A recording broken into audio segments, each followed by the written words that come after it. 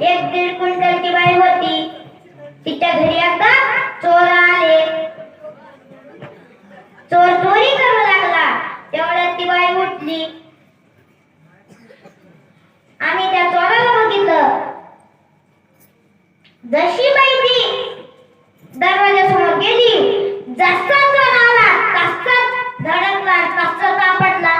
तेवढ्यात ती बाई त्या चोराच्या अंगावर जाऊन बसली आणि त्याच्या पोराला आवाज देऊ लागली, पाप्या पाप्या उठ लवकर पळ, पोलिसाला घेऊन ये.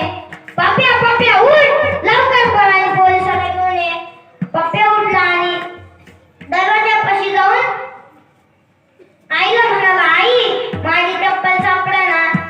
तो चोर म्हणाला, पप्या माझी चप्पल घालून जाय पण चोराला घेऊन ये.